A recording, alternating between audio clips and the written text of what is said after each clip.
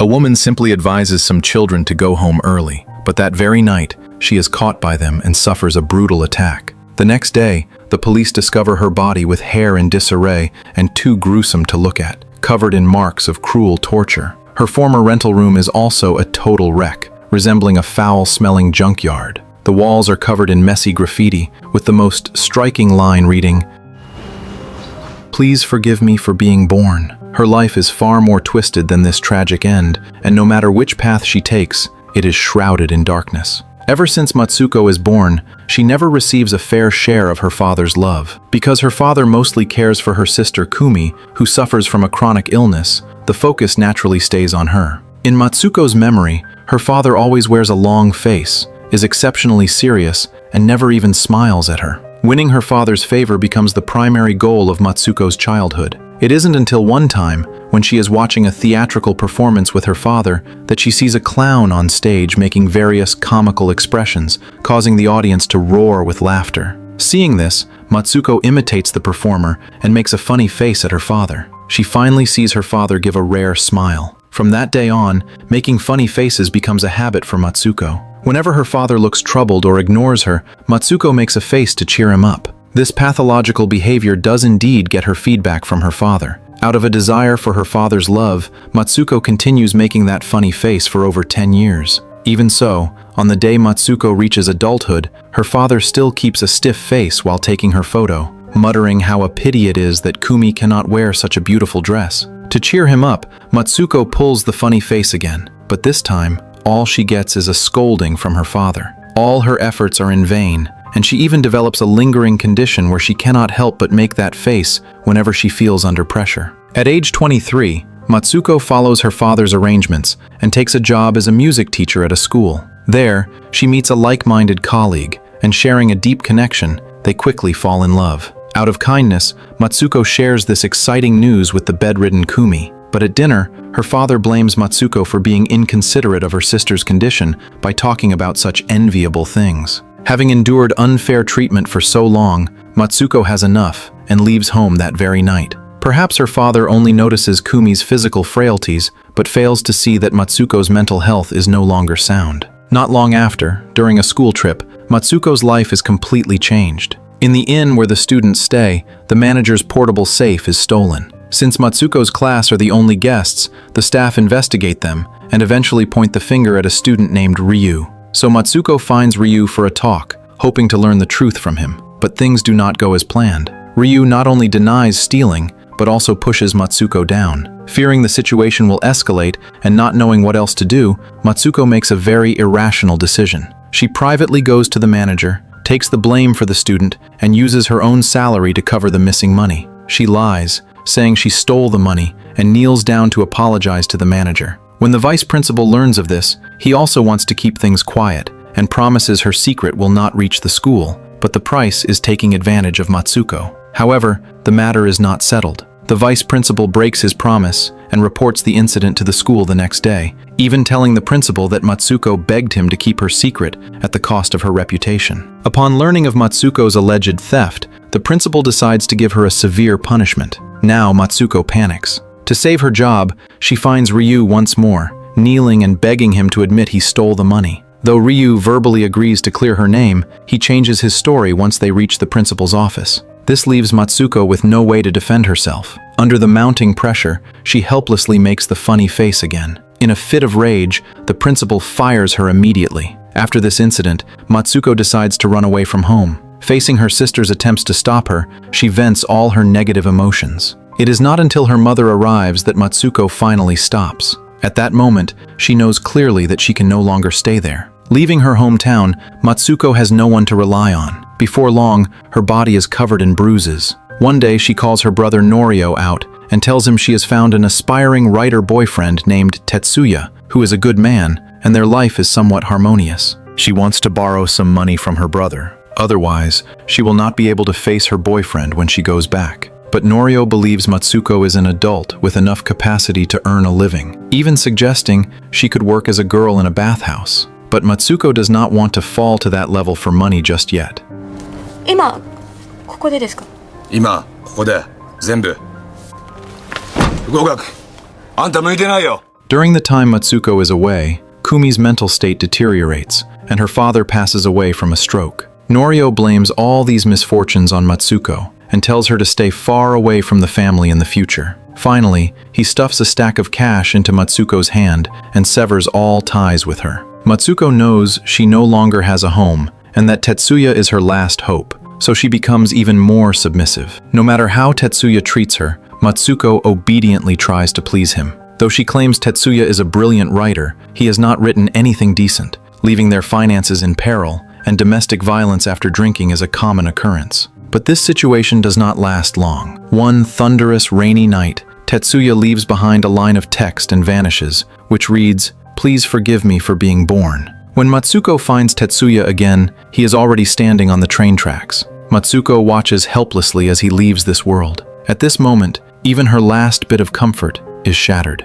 Matsuko feels that her life is completely over. However, not long after, Tetsuya's rival Okano takes her in. Okano is very attentive to Matsuko and does not engage in absurd domestic violence. But tragically, Okano has his own family, so Matsuko can only be kept secretly as a mistress. Even so, Matsuko is satisfied, as Okano's presence makes her feel like the world has not abandoned her yet. Matsuko even fantasizes that Okano will divorce his wife and choose her. But the good times do not last, and Okano's wife soon becomes suspicious. Consequently, Okano finds Matsuko and vents all his frustrations on her. It turns out Okano was jealous of Tetsuya's talent, and that intense competitiveness forced him to want the woman Tetsuya once had, just to erase his own inferiority complex. Ultimately, Okano gives Matsuko a stack of cash and leaves. In that moment, Matsuko's world completely collapses. She keeps asking why. Why is her life so rocky? Why does all the misfortune fall on her? From that day on, Matsuko completely hits rock bottom. She applies for a job at a house of ill repute, selling her body and trading her youth for a lot of money. During this time, she returns to her former home to visit her father. Here, she sees her father's diary from before he passed. After she left, every entry in her father's diary ended with the same sentence: "Still no news of Matsuko." At this point, Kumi finds Matsuko, and as Norio said, her mental state has become abnormal. Seeing her sister, Matsuko falls into a panic and pushes her down once again. Seeing her once happy family in such a state, she is filled with self-reproach and guilt. Afraid to face it any longer, she leaves a large sum of money and hurries away. By the time she reaches age 26, Matsuko has a new boyfriend, Onodera, who is slightly younger than her. But at this point, who it is no longer matters, as long as she is not alone and can stay far from home. She invests all the money she has saved into Onodera's business, but in just a few short months, Onodera cheats on her right before her eyes and gives all the money to his new lover. He drains Matsuko of her last drop of value and begins to despise her for being old and tired, claiming no man will like her. Matsuko refuses to be humiliated and picks up a knife to threaten Onodera. But before she can do much, she is grabbed by the throat by Onodera. In the moment she is nearing suffocation, all her bad experiences flash before her eyes, and in this state, Matsuko stabs Onodera to death. She originally thinks about ending her own life as well, but at the very moment she is about to fall, she grips the railing with all her might. This is because she remembers Tetsuya once saying that he was the reincarnation of Osamu Dazai, and she also wants to die at Tamagawa Josui, where Osamu Dazai took his own life, so she can reunite with her boyfriend in the next life. However, with the upstream reservoir closed and no water flowing down, the area has turned into a mere stream, making it impossible for her to end her life there. It is right here that Matsuko meets the fourth man in her life, Kenji. He is a barber, and unlike the previous men, though he has no extraordinary traits, he is honest, hardworking, and very kind. Learning that Matsuko has nowhere to go, Kenji takes her to his shop and even designs a hairstyle specifically for her. On that same thunderous, rainy night, they make their relationship official. From then on, Matsuko stays by Kenji's side. He does not care about her past and only wants to spend his future with her. Matsuko might have truly found a man she could grow old with. However, this peaceful life does not last long before the police track her down. Matsuko is imprisoned for the deed and sentenced to 8 years. During this time, Kenji never visits her. In prison, Matsuko works hard on her rehabilitation, still dreaming of living a good life with Kenji once she is released. Because of her optimistic and positive attitude, she makes the first friend of her life there, Megumi. 8 years fly by in the blink of an eye, and the day of Matsuko's release finally arrives. She will soon see the man she has been longing for.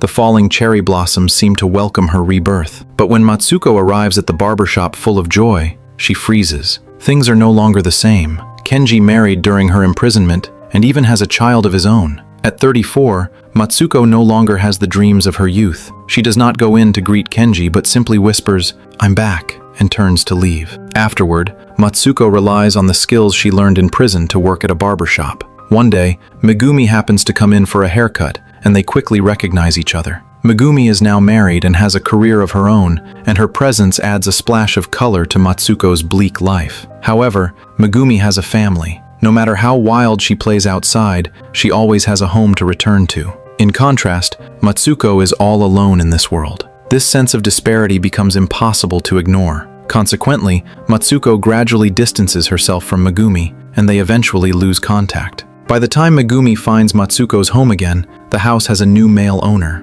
The man is Ryu, the one who caused Matsuko to lose her job back when she was a music teacher. Seeing that Matsuko is a total wreck, and knowing she and Megumi are no longer from the same world, Matsuko ultimately drives her away. It turns out that on a rainy night not long ago, a lonely Matsuko ran into Ryu. In that state, she poured out all her experiences over the years. Learning that Matsuko ended up this way because of him, Ryu feels immense guilt. He confesses the reason for his actions back then. He stole the money and framed Matsuko because he had a crush on her at the time and did it to get her attention. And even now, he still loves her. Faced with Ryu's sudden confession, Matsuko is momentarily lost, not knowing how to accept such a twisted love. After returning home, she ponders for a long time. Looking at the empty room, she finally compromises. No matter what kind of person he is, she does not want to be lonely. Matsuko accepts Ryu's confession and rushes into the rain to share a deep kiss with him. But Ryu does not keep his promise to stay together forever.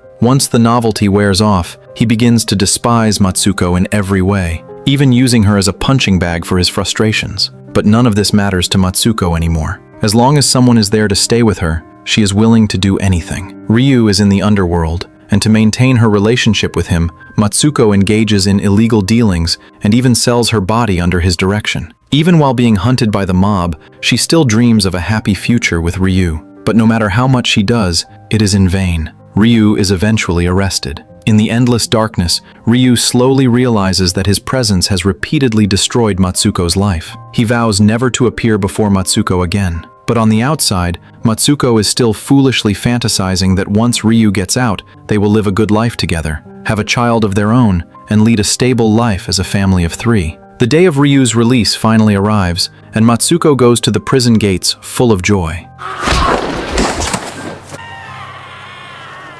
Matsuko's last hope is her family. But when she finds her brother, he looks at her as if she were a bringer of calamity. He tells Matsuko that Kumi passed away last autumn, and her last words before passing were, "Sister, welcome home." Guilt that has been buried for years turns into tears that stream down her face. Perhaps to her family, Matsuko has long since ceased to exist. Ultimately, Norio kicks her out of the car, wishing never to see her again. This time, Matsuko completely loses the courage to pick herself back up. She surrenders to fate. She moves near a small river and rents a room. Now, she finally does not have to depend on anyone or burn herself out to love others. She shuts out everyone who shows her kindness, huddling in her room every day, abandoning herself, doing nothing, and spending her days binge eating and drinking. The room becomes a total mess, but she does not care at all. During this time, she falls in love with an idol group, which gives her bleak life a glimmer of hope. She pours all her remaining energy into this,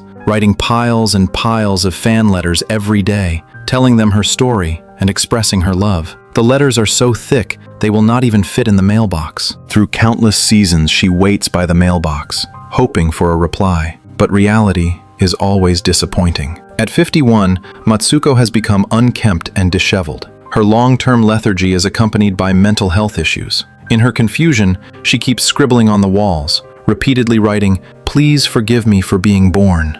On her way to the hospital for treatment, she runs into Megumi, who now has both a successful career and a family. In her current state, she no longer has the courage to face her. Upon seeing Megumi, she flees in shame. Megumi dares not provoke Matsuko further, and in her haste, she tucks her business card into Matsuko's hand, telling her she can reach out for anything at all. But after so many hardships, Matsuko has already lost her yearning for life, so the card means nothing to her. Upon returning home, she rots away right along with the trash. In a daze, she seems to see her sister, and at that moment, she feels an unprecedented light. Seeing her sister's messy hair, she instinctively picks up scissors and styles a suitable haircut for her. Kumi's sun-like smile seems to redeem Matsuko from the quagmire, and she finally feels a spark of hope for living. Matsuko pulls herself together again. Even when she tumbles down the stairs, she does not back down. Going to the riverbank, she retrieves the crumpled business card. That card represents her determination to find life through death. Just then, she happens to see the children playing by the river. Perhaps in that moment, she remembers her past as a teacher and, out of kindness, advises them to go home early. Then, while dreaming of the future, she starts walking home. Little does she know, misfortune descends. In the 13th year of the Heisei era, 53-year-old Matsuko leaves this world forever under a sky full of stars. A fragment of her will turns into a butterfly, tracing back her life in place of her eyes, crossing all obstacles, and finally returning to the home she had longed for. Matsuko used her life to teach us, love yourself first, then love others. If you do not understand this story, that is good. It means you must be living in happiness. Thank you for watching another great movie with me, and I will see you in the next one.